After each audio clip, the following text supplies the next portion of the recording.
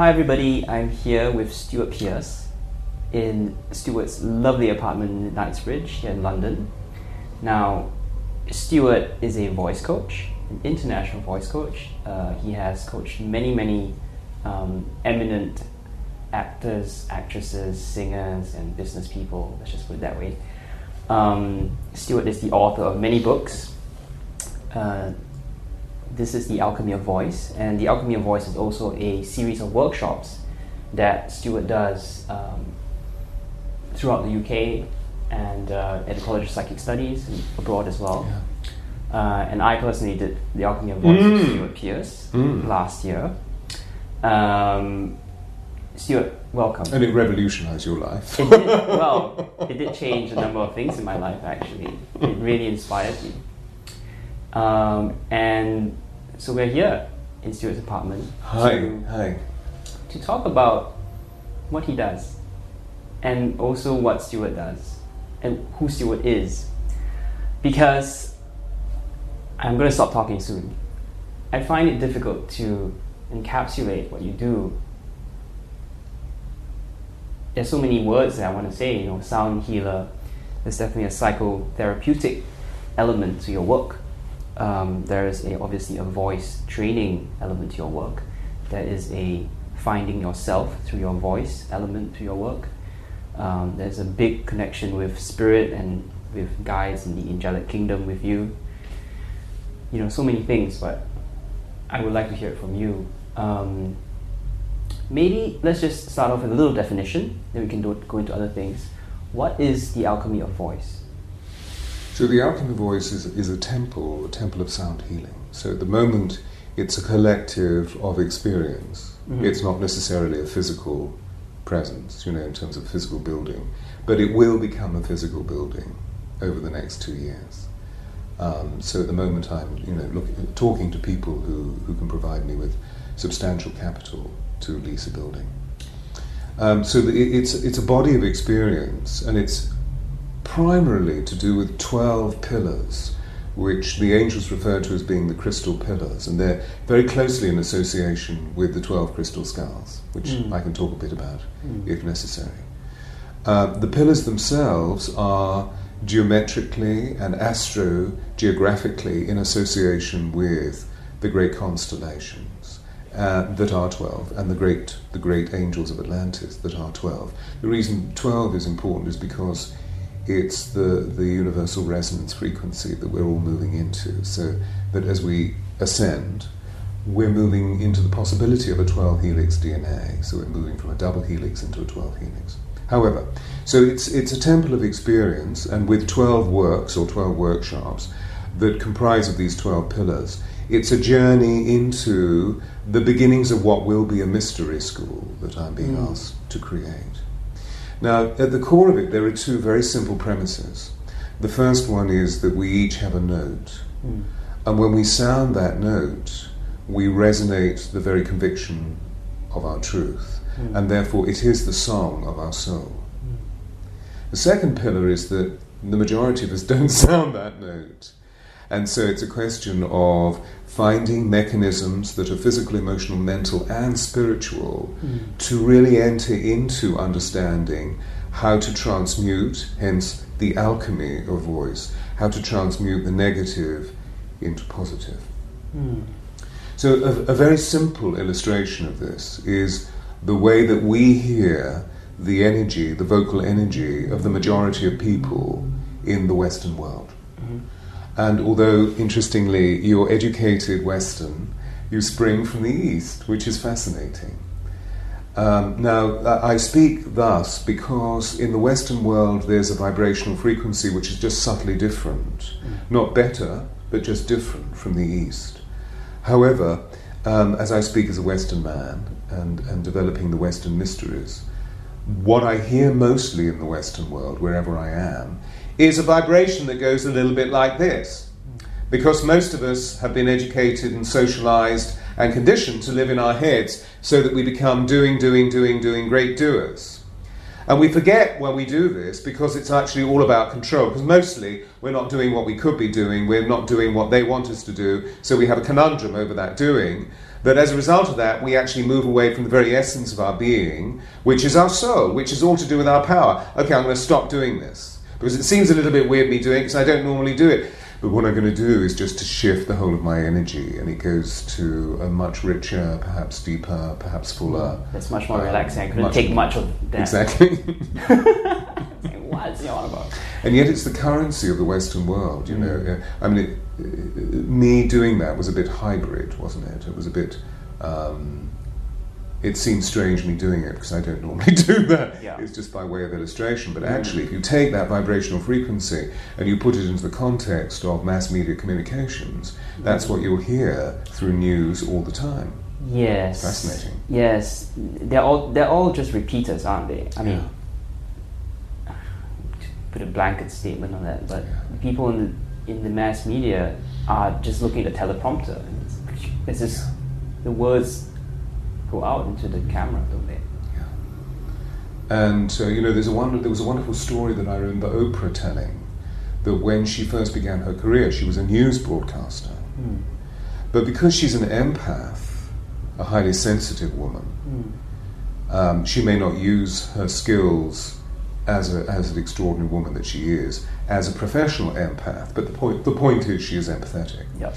And so she started to broadcast news such as, "Ladies and gentlemen, there has been the most terrible accident." And she was told, "Stop, stop, stop, stop!" It was the whole point of news broadcast, or the transmission of cerebral information, is that there mustn't be any of the personality involved. Wow. There mustn't be any emotional resonance involved. It is just the transmission of pure cerebral information. Right, be extremely detached. Yeah. Now, of course, the attendant issues with this, it creates a huge dilemma for us as soul-filled beings, those of us that are engaged in a spiritual initiation, to initiate ourselves into our souls, so that we live lives as spiritual beings on a human journey, not as human beings possibly engaging in, well, I have read all the right books about spirit, which is something I know you've experienced, because we've talked about it. I've certainly experienced it hugely over the last 30 years, because I would suggest that I've been consciously initiate for 30 years. I was awakened as a child, because I saw the multidimensional universe as a child, and spoke about what I saw, and soon learned to not talk about it, because other people couldn't cater it, couldn't cater for it or tolerate it, particularly my father. When you say initiate, what exactly do you mean? I mean that we actually make a choice, because consciousness means choice, so that we choose to allow the divine light to bathe us with elixir, so that physically, emotionally, mentally, and spiritually, everything that we do is about our divinity and about the divinity of other. Because what we're beginning to realize slowly is the fact that we're all interconnected. So even though other may anger us, even though other may irritate or frustrate us, or conversely, even though other may love us, the point is that whatever we see on the outside of us is a hologram of what's going on within. And so we need to take full responsibility for that, and I believe that's what we're doing. It's why we're hearing the great Gandhi proverb, "Be the change you want to see." Don't try and change that, try and change this. And there are many routes to it, aren't there? Yeah. And here I feel like we're guided to talk about what's happening now. So I think what's happening now is actually something more relevant and more germane to what's happening, me, you, and here in YouTube. Do you want to talk about 2012? And we are in November. December is less than, December 21st is less than 50 days away. Do you want to say a few words on this shift? Well, it is remarkable, and I believe that our souls, incarnating through the very lives that they've been living, have been waiting for this for the last 26,000 years. And so it is a very remarkable portal. If I can very quickly just reconnect the portal that we're now standing looking at in our conversation back with the Alchemy of Voice. You see, the Alchemy of Voice is a preparation for this portal, which is very interesting. That it was given to me in 1987 by a communion of 12 angels. They gave me the inspiration for the work. And, I'm a good student, so when a student is ready, the master comes. And the angels came initially as my masters. And then they introduced me through synchronicity, through coincidence, to some very remarkable people around the planet, one of whom was a Native American shaman who trained me for 3 years. Not 3 years comprehensively, but I would go and come back and go and come back. So I've spent the last 30 years predominantly living on this island. Mm-hmm. Before that I was living in the States, working as an actor. However, so the journey is about discovering who we are. The Alchemy Voice is about discovering that we are spiritual beings on a human journey, and that we have something remarkable within us, this thing called soul. And how can we actually live the testament of where we are from? Because I believe that that's what we're engaged in. We're engaged in a cosmic experiment to find a way of bringing divinity into flesh. And that's why we read, in the beginning was the Word, or in the beginning was sound, and the sound was made flesh and dwelt among us, full of grace and truth. So sound is a way of becoming embodied, of bringing divine into flesh in 3D, and thence in the multidimensionality of what the multiverse is all about. So it's about who am I, the great I am presence, which is why I use the term initiation, because as soon as we wake to the I am presence, that we begin to recognize that we're completely interconnected and there's no such thing as separation. That we are from the source, and the source is an infinitely unfolding creative possibility full of love and joy. So why is it that most of us are not experiencing love and joy here? So the temple is about creating love and creating sustainable joy. This is not sentimental. The heart is not a sentimental organ. It's completely unconditional, but it is also it also employs an element that the angels have taught me, where we need to infront, not confront, but infront. Infront. When people aren't being true, because people often aren't true. So what does that mean? That means going inside. When we infront, we don't confront. But if we're with someone who is not being true, who professes to be true, that we gently and graciously and lovingly find ways of interfacing with that. Interesting. Do you see? Yeah. So it's all embracing. It's non-violent communication. But it's about non-violent, peaceful communication, absolutely. Wow. So at core, that's what it's all about. Now, what's remarkable is, going back to the nature of your second question, what's remarkable is that it brings us to this portal, which is so extraordinary, that here we are, that we waited for over 26,000 years, and specifically for over 2,500 years, to enter into this photonic belt, where all of the planets come into this unique alignment, so that, the way that I've been taught to see it is that all the planets line up, the 12 basic planets of the solar system line up. And so as a result of this, we receive the greatest impulse of love that we receive for 26,000 years. So of course, we're all of us, even if we're not conscious of it, are waking to the possibility of the fact that love and joy is actually all there is. So the portal is something, obviously symbolically, something that takes us from one place to another. So that's all you mean by a portal? Is that? Oh no, I believe it's physiological. I believe it's within the physiology, the geometry, the physical geometry of the galaxy. And because it's within the physical geometry of the galaxy, it's within the geometry of our form, because we've chosen this form, which is of matter, to allow light to come into, so that we can actually represent the nature of what it is to be palpably part of matter and palpably part of form, which I believe is why, although it was misdirected, why the thought police at the beginning of the 17th century introduced us to that idea, because in the whole of medievalism, part of my experience, as you know, was training actors in classicism. And so I was part of the creation of an extraordinary project known as Shakespeare's Globe Theatre, which was the recreation, or the reconstruction, if you like, of the theatre that would have been there, which was a theatre or a building that taught the ancient mysteries through the great stories of Shakespeare, through the great plays, which are like big soap operas, just written 400 years ago. And so there are many teachings coming through. And therefore, to understand more about the context of those plays, we needed to very gently just move into a point of inquiry where we understood the context of medievalism. Wow. And one of the extraordinary things that we've learned is the fact that at that time, everybody believed in the anima mundi, in the animating principle of the universe. So if we felt weak, the first thing we would do would be to go to nature. Because nature was invested with the animating principle of the universe, i.e. God's breath. Because it says in Genesis, and God breathed on the surface of the waters and brought forth life. Would you say that's the Tao as well? It's the Tao, it's the Qi, it's the Ki, it's the holy wind, it's the Ruach, it's Pranayama, it's the force be with you.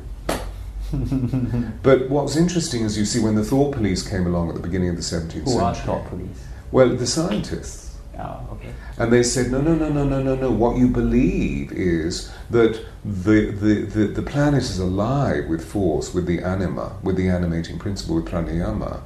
But actually it isn't. So you believe that the rock has soul. You believe the tree and the land and the waters and the great heavens have soul, and men and women have soul, and the bird has soul, and the cat has soul, and the cattle has soul. This is not true. The earth is merely a piece of matter hurtling through space. And you see in that moment we deconstructed. Yeah, they changed the paradigm, didn't they? Yeah. It was the same, like what I was saying, where spiritual beings having a human experience, not the other way around. Yes. And you see I bring that thought up simply because of what we were saying about the portal, that the portal is actually a realistic form that we're moving through, where we use the matter of our beings, because we become great captains of matter, haven't we? You know, in the sense of the way that we move around this planet, the way that we are beginning to really respect the matter of our physical form, because we're becoming physically intelligent about health and seeing that biology is biography, and that the way to heal oneself is to approach it from a multilateral point of view, from an holistic point of view, rather than just simply, well, let's take these pills. And of course, globally, you know, we are doing this as well. We're flying from one country to the other within hours, and we're talking to each other from one continent to another on Skype. That's amazing, isn't it? And you know, right now, as we record, I just want to spend just a few moments, if I may, just sending great love to our brothers and sisters in the United States of America who are living on the northeastern seaboard, because it's only a week after they experienced this superstorm, which the United States of America in recorded history has not experienced before in recorded history, which was 1,000 miles across, this huge thing called Sandy. And so many of our brothers and sisters there are in devastated circumstances where they still don't have any power. And it's cold. Yes. It's autumn, winter. What do you see as the significance of this event? Oh, Sandy. On a global level? Well, the reason why my mind turned to it was because we're becoming more aware of the form of nature and beginning to develop a greater respect for her. Because after all, 400 years ago, we desacralized nature by withdrawing our love and our veneration and our praise of her. She was merely a piece of matter. And we've tried to control nature, and it's apparent that we can't. It's an illusion. Yeah. So I believe that what we're actually seeing is that thought form creates weather condition on one level. Now, I believe that there's a divine conversation going on. Yeah. There's our input through the conversations that we develop internally and externally. And there's another conversation going on which is in relation to divine will. So in divine will and individual will meet often, and sometimes they don't meet. And so I believe that, and this is maybe a sweeping generalization, but I believe that there are certain thought forms in the United States of America where people aren't altogether in alignment with their divine nature. Yeah. And when this occurs, Mother tends to step in, just as she does when we're babies, if we're fortunate to have a mother, and sorts us out. Yeah, I find it very interesting that New York is, well, in essence, is the capital of capitalism, isn't it? If there was one place to kind of say, stop, for a moment, New York City would be it. And there is more information that will come to us, obviously, as New York dries out, because she's still very wet at the moment, where we begin to understand more about what happened at the beginning of that storm, the very fact that the storm was as vast as it was, and then the epicenter suddenly turned left and went straight for Manhattan and entered through that channel that we know as being the initial channel into the rock of Manhattan, right into the area that we know as Ground Zero. Now, esoterically, I know that area because I know New York very well. I lived there for 2 years in the 70s. I have very dear friends there. I work there a lot. That area is a great portal. Yeah. That's an Atlantean portal. And so the significances could go on and on and on and on and on. But then we move in more into the esoteric arts of our time rather than talking about what the nature of our conversation is about and why we're meeting in terms of the alchemy of voice. I want to bring it back to 26,000 years. You said that we've waited for this thing for 26,000 years. What does it actually mean? Do you mean that we have chosen to experience those incarnational cycles within that 26,000 period? And is this 26,000 period within another kind of super cycle? Indeed, the latter part is indeed true, but that's extremely cosmic in terms of the nature of cosmic cycles. But if we come back to our solar system, this particular universe, we know it takes 26,000 years for the precession of the equinox, the Equinoxes, where all of the planets move and our planet wobbles and brings all the other planets into, well, our planet alone doesn't bring the other planets into alignment, but we all move into alignment. Sure. Now what fascinates me is that the ancients knew this, and yet they didn't possess the technology that we possess. So we know, for example, that December the 21st, 2012 has been signalled by the Mayan civilization, and that they knew this 26,000 years ago. And certainly the ancient Egyptians knew it as well, and I believe that the Celts knew it as well, the Celtic peoples knew it as well. It's just that many of their testaments have become obscured in the Western world because they were seen to be pagan. And a lot of that took place in the 18th century because of the development of modern science, because after all, modern science developed in the way that it has in the West, both on this island and immediately within the continent, the European continent. So isn't it fascinating that the ancient peoples knew how to read this, that they knew things about the stars, they knew things about the firmament, that we're only just beginning to remember, to rediscover. And I remember, I think it was about 5 years ago maybe, being very extraordinarily influenced by a book called Fractal Time that Greg Braden wrote. And Greg is an extraordinary lover of the metaphysical as well as being quite a profound scientist. And he brought us into the context of how we can begin to take it all seriously. When I say it, I mean the movement of the planets and what's happening within the galaxy to open up the galactic heart, and therefore how interrelationships take place through spatials and through the fact of fractals of light. So that I find fascinating. I find absolutely fascinating. In fact, I never heard about Greg Braden. I haven't looked at his work, so I heard of him. What I have been looking into is Terence McKenna. And he's got another thing called Time Wave Zero, which sounds exactly like this fractal time you're talking about. And he was looking at the I Ching, and he said something really profound, which really hit me. And he said the I Ching was the physics of time, in the way that we as man have looked at matter and see, okay, it's made of atoms and quarks and all these, the basic particles of space, but we have not looked at the basic particles of time. Yes. And Terence was saying that the I Ching, what the ancient Chinese had discovered, is these basic building blocks of what it means for one event to proceed, to go into another event, and then it plays out in a fractal way, as we're saying here. It's absolutely fascinating. And it's a huge mind field that we're discussing.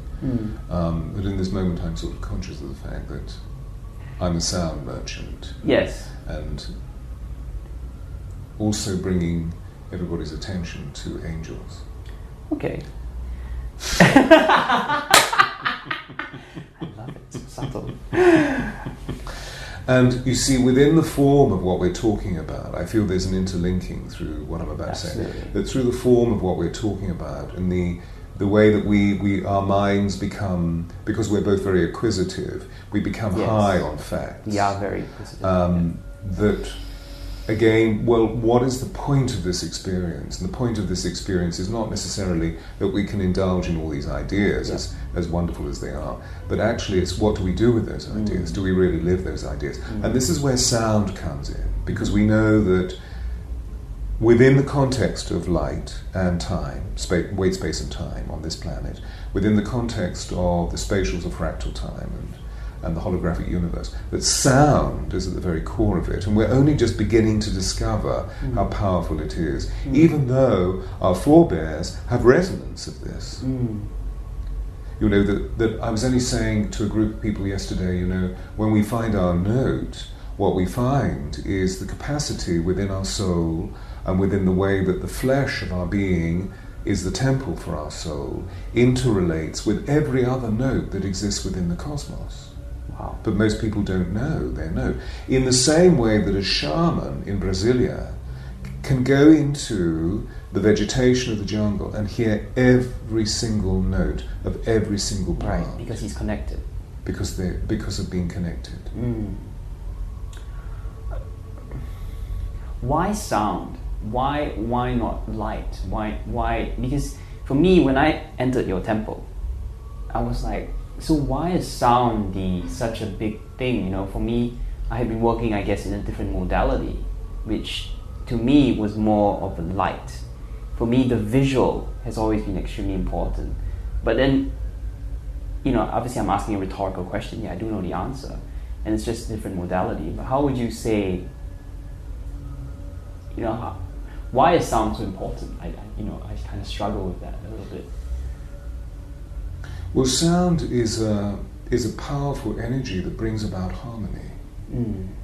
If we see that at the moment we have an understanding of the fact that light is the most potent, most powerful energy that we have, astrophysicists are saying that there is an energy beyond that, which is photonic.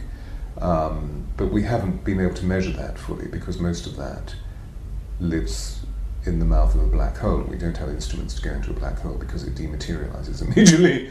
So light is the most powerful. And then when light downloads, it becomes color, because we know this in the sense of the fact that light can shine through a prism, a crystal prism, and it suddenly becomes color. And that becomes sound, and that becomes matter. So the angels teach me that light informs, that sound transforms. So it's just a downloading of frequency. And that when sound on this level of experience is emitted, which is why we say sound is at the core of creation, after all, it is the very first thing that we commit ourselves to other than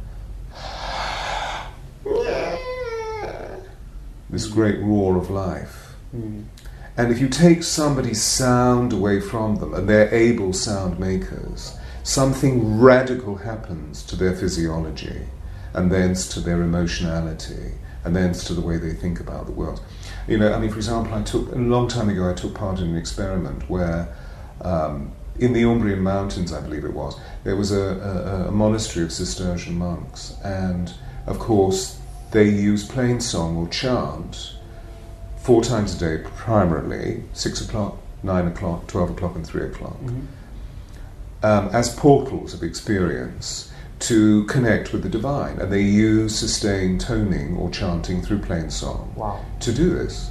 And so their bodies are alive with sound. I mean, now that's dealing with the discipline of devotion, but at the same time, although they weren't living in a contemplative community, they were also working together because there were a number of brothers living in this community, and so therefore growing their own vegetables and so forth, and working with the sick and so forth.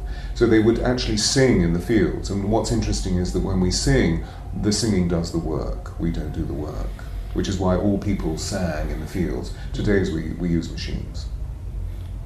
I would think that when you know, for example, the cotton industry really took off in the 19th century here, that people in the mills in the north of England, they also sang, but then the noise of the instruments, the noise of the machines took over. Wow. So we move from harmony into disharmony. It happens on all levels, doesn't it? Yeah. How does sound relate to the angelic kingdom? Well, it's very interesting that you very rarely see angels painted in the Renaissance with their mouths closed. You see them with their mouths open. And they have great trumpets coming out of their mouths. You see them singing. That's true. So there's a very ancient story, very, very ancient. I think it's Hafid that tells this story. That the story goes that God, in his or her infinite wisdom, created a statue of clay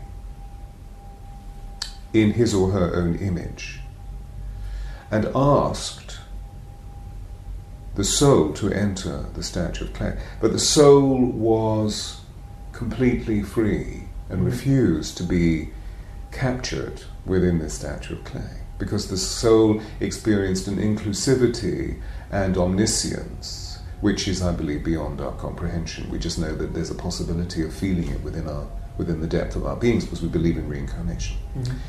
And so God, in his or her infinite wisdom, asked the angels to sing a seraphic song.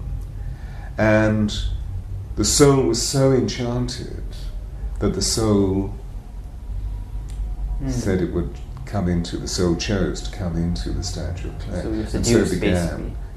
Enchanted. And so began Adam Cadman, so began original man. So there's something within the interrelationship between the angels in the early church, in the early Christian, and also within the early temples of Sufism and Kabbalah. It was referred to as doxa, which is to use sound to create praise. The sona is the sound, as we know in persona, which is the root of the word personality, which means per through sona sound. And this is why in all religions, in all spiritual traditions, in all indigenous tribes, there is belief that all of this came into existence through sound. So angels are about love. They come for the sake of love. They love for the sake of love. We human beings tend to love for the sake of being loved. I just banged my microphone, so I hope it didn't make too much noise. And angels come to provide us with that interconnectivity. Now, of course, therefore, they would use sound because it's transformative. Yeah, I made a big link in your workshop when you're talking about persona, this thing.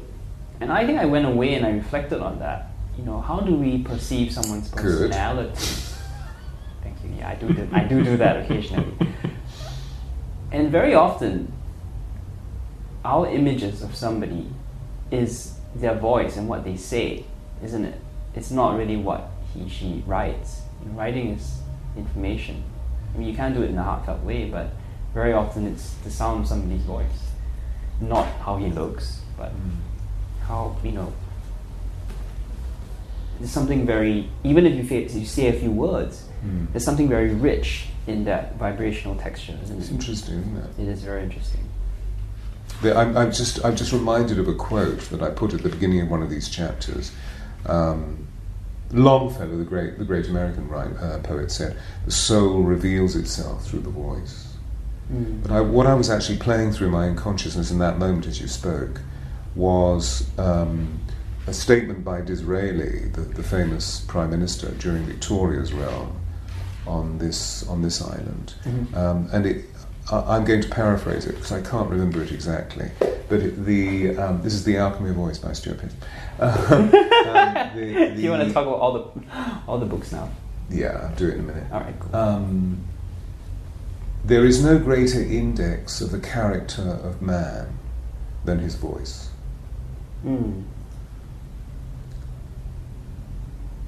know, if a young man 400 years ago went to his lover's father to ask his permission for her hand in marriage, that the father would make his choice on the tone of the man's voice, because through the tone you can hear whether the individual is true or no. There is no bullshit. It's interesting applying that to the way that we may listen to Barack Obama, I call him Obama, or Mr. Romney speaking today. Let's not go there. You see, the interesting thing is that when we're all beguiled by this, that we actually are so fascinated by the intellect that we forget about whether that man is pulsing and breathing, if that being, if that man, that woman is really living within their bodies. Do you think there's something psychic going on there? Is there a psychic information feed with the resonance of that voice? Yes. So is that clairaudience? It's clairaudience. It's a radar that I believe that we all use, depending on how open our perceptual channels are. Do you see? Yes, I was going to say that as well. Some people don't get it at all because they just close down to this higher, the clairs, right? Yes. What is beyond that sense of just physical touch, physical sound. I started bringing the work out, although the angel spoke to me in 1987, I started bringing the work out at the beginning of this century, the 21st century. So I suppose I started doing workshops about the alchemy of voice in the late 90s, and introduced the actors that I was working with to the work, and they were slightly bemused by it. What I found interesting is that when I brought out the book, The Alchemy of Voice, which was published by a very illustrious publisher, who were much more interested in the famous people that I'd worked with, the Margaret Thatcher and Princess Diana and sort of thing. That when I brought out the book, wherever I went, difficulties occurred in the delivery of the books. So I would turn up to speak to 100 people, 500 people, and the delivery of the books that were supposed to be there so that when I'd given the talk, people would like to buy books, which they do very generously, there would be no books there. Or that when I arrived, that the sound system for microphones would be malfunctional. It was very extraordinary. Every single event that I did, there was a malfunction in relation to the sound. So I saw that as being the fact that it didn't blunt the dint of my purpose. I still kept going, as you see. But actually, I saw it as being that there is a force that knows about the bounty and the beauty and the power of sound, that was trying to stop the emergence of this, because it provides us, if, going back to the initial part of this questioning, that if light and colour and sound are the building blocks of creation, we're dealing with something very, very, very powerful. The Atlanteans knew this, do you see? And my belief is that at the end times, which is something like 15,000 years ago, during the cataclysm that sent Atlantis to the ocean floor, that the priests, scientists, knew the power of sound because the sound had been used disharmonically to create part of the cataclysm, just as sound was used by the great Egyptians to build those immense temples. Yes, I believe so. That are the pyramids. They're not tombs, they're temples. Yeah. And that I spend a lot of time in Egypt, and I'm always fascinated by going into the tombs in the Valley of the Kings, and they're always so dark. And I believe that one of the ways that they actually painted those extraordinary hieroglyphs and the tomb paintings is through sound.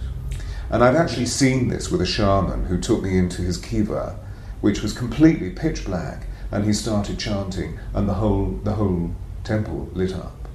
Wow.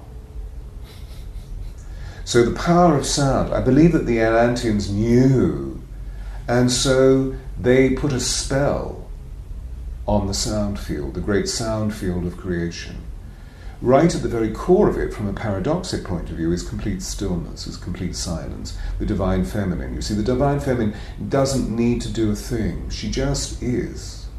It's the male that needs to do, the male that brings about the action. Now we know on this level of currency, these dimensions, there is male and female, that nothing is singular, everything is plural. Mm-hmm. So we have an interplay of contrasts. Mm-hmm. That's bewildering for soul. However, if the ancient Atlantean priests put a spell on us all, so to speak, because they knew that sound could be used cataclysmically, what's happening is that there is a tear in the noise field, because the spell was noise. It was Babel, do you see? That's where the Tower of Babel came, because we all spoke one language, which was the language of the heart, which was a vibrational language, and possibly not like this at all, possibly no consonants. Wow. Pure vowels. That's mind-blowing. And then in Babel, the story goes that we defied God. And God, being the everlasting presence of love, said, okay, children, go off and do what you need to do. Do you think that's more of a myth than not an actual happening? What I've just described, was it a myth? I believe it actually happened. But maybe not quite in the context that I've just described. Yeah. It makes sense to me deep down inside, having lived with sound consciously for 50 years. And that was largely to do with the fact that I saw sound as a child. I couldn't read before the age of 14, 15, which was bewildering because... were you dyslexic? I was synesthetic. I saw sound. So I couldn't read it. I kept seeing the energy of it. So I would travel on the currents of sound, because it was light. Yeah. Maybe let's bring it to something practical. And I would actually like to go to your cards. I think that's a good way to access, that kind of angelic energy which you, in a way, are presenting to the world. And I have a set of your cards, and how would we utilize, and obviously the cards are just pieces of paper, but what do they represent and how can we utilize But they're them? magical pieces of paper. All right. How do we use the oracle? The oracle comes, and it's called an oracle rather than a tarot or tarot.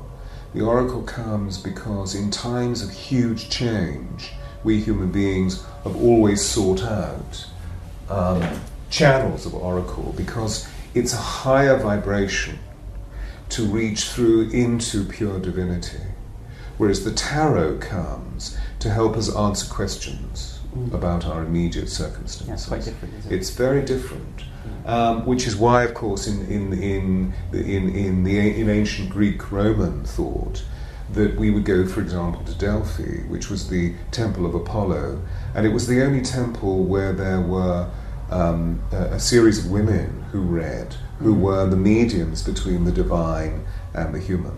In all the other temples, they were male. It's very interesting. It was female.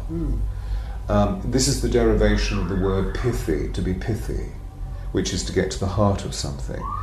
That the animal medicine that protected the temple of Apollo was a python, the snake.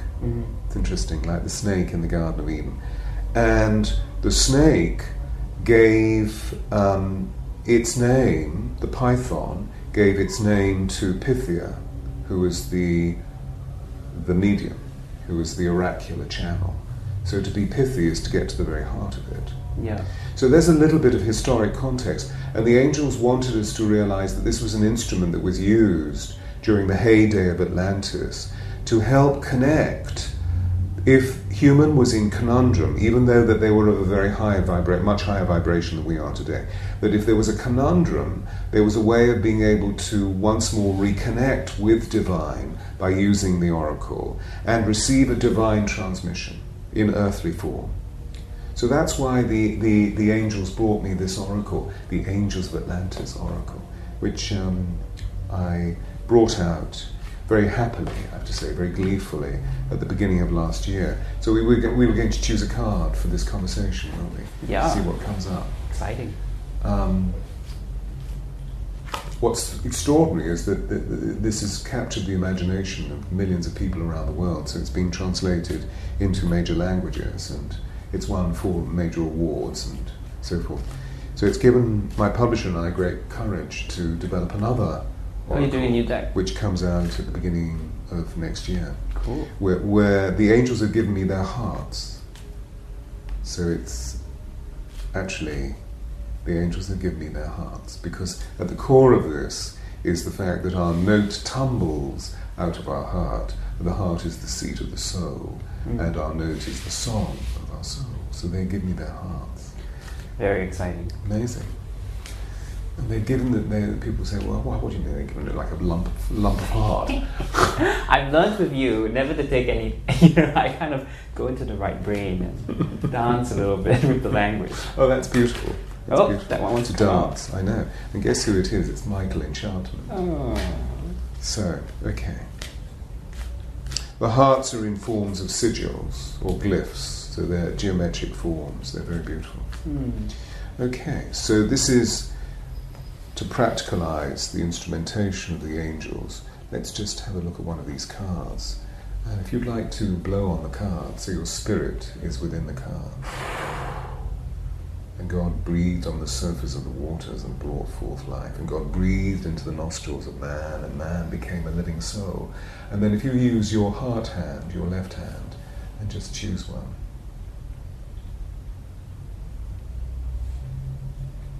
And this is for you, or this is for the conversation? This is for the conversation.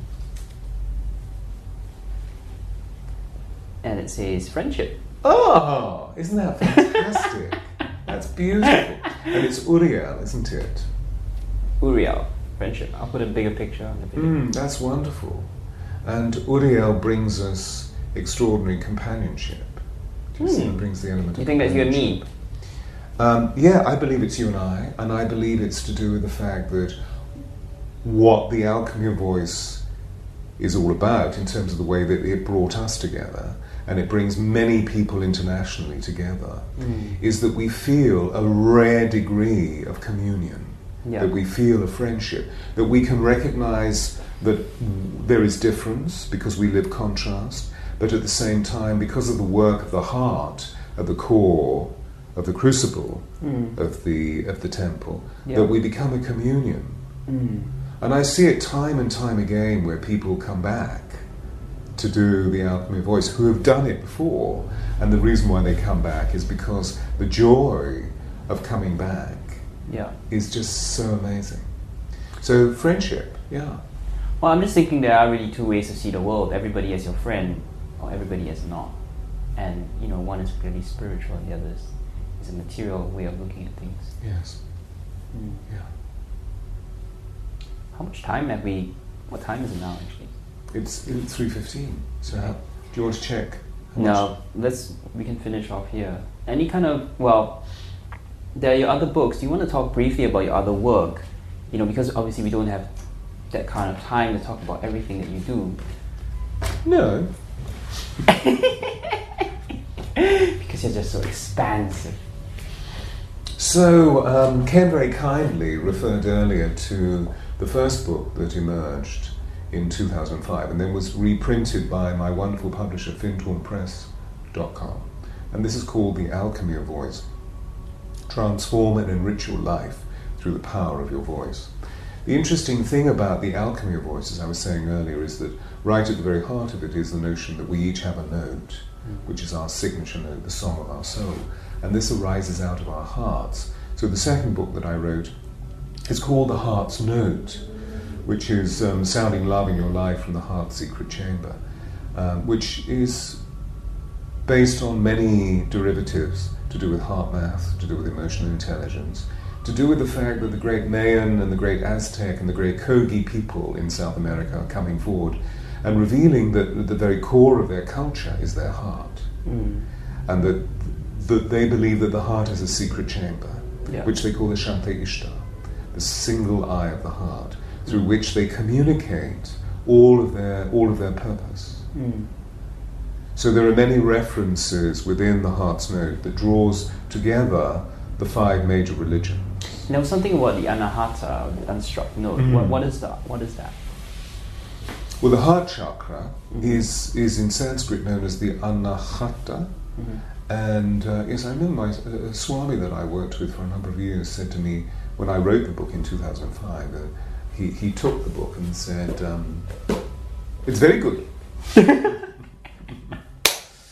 And I said, thank you, Swamiji. And he said, you know, your book is about the heart. It's about anahata. I'm going to do that. And I said, oh, yeah, thank you. Yes, it is. And he said, you know what it means? And of course, in the face of the divine, I know nothing. So he said to me, it means the unstruck note. And that what you're doing is striking the note, possibly for the first time in the conscious evolution of the human species, you know, whatever.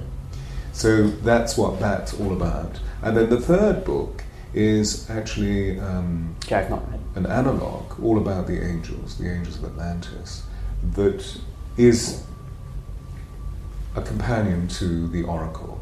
And the same thing will happen at the beginning of next year, meaning the second oracle will come out, which is called the Angel Heart Sigils Oracle, which is absolutely beautiful. I'm working with the most amazing illustrator who is able to create all that I see in my head, all that the angels are showing me.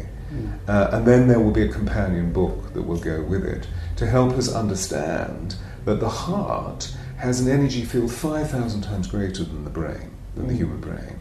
And that the heart has been revered and has been extolled, has been praised, has been loved, has been nurtured by previous civilizations as being the seat of integrity, the seat of the soul. The weighing of the heart ceremony comes to my mind from ancient Egypt. And so that's what the book will be about.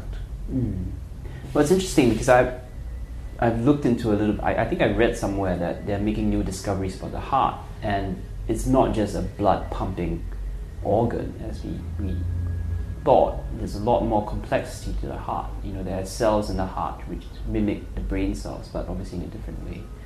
It's fascinating. A Chinese lady whom I met a year or so ago, who came and did the Alchemy voice, reminded me of something wonderful within the Chinese tradition that maybe you also know about, and that is that when the individual becomes of age, a cast of the right fist is taken because it's the size of your heart, and turned into the laughing Buddha.